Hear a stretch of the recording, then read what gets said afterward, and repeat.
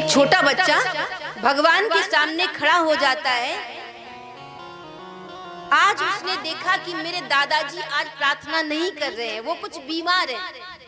प्रतिदिन देखता था कि मेरे दादाजी भगवान की पूजा करते हैं, उनकी प्रार्थना करते हैं। तो उस दिन उसने देखा कि दादाजी तो बिस्तर पर हैं, कुछ बीमार हैं, इसलिए दादाजी के स्थान पर मुझे भगवान से प्रार्थना करनी चाहिए।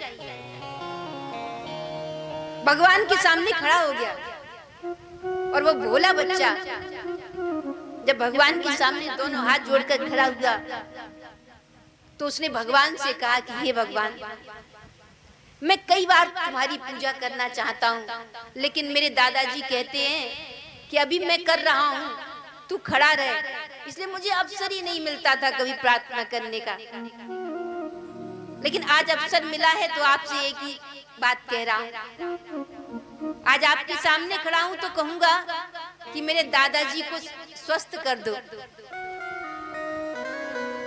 मेरी दादी माँ को थोड़ा बल दे दो, उनके घुटने दर्द करते हैं, उनको थोड़ा स्वस्थ कर दो, मेरे माता पिता को उनको भी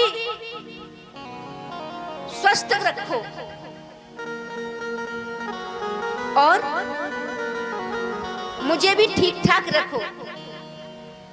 लेकिन हाँ भगवान, इस सबसे पहले मैं ये कहूंगा कि आप अपना ख्याल सबसे पहले रखना।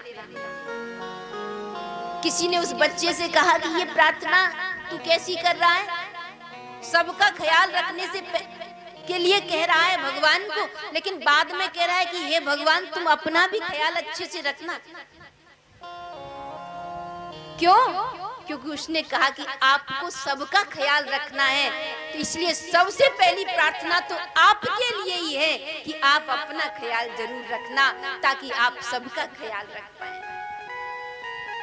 इसको कहते एक छोटे से बालक की भोले मन से की गई प्रार्थना, जो भगवान से भी कहता है कि हे प्रभु अपना भी ख्याल रखिएगा। ये दुनिया के जितने पुजारी होते ना, पूजा करने वाले, वो तो भगवान को नोच खाएंगे, टांग पकड़ पकड़ करके खींच खींच करके कहेंगे हमें ये दे जाओ, वो दे जाओ, ये कर दो, वो कर दो। पर भक्त वो है जो भगवान से कहता है हे नाथ कभी अपना भी ख्याल रख लिया करो, क्योंकि इतनी बड़ी दुनिया का ख्याल रखते हो। इसको कहते हैं प्रेम।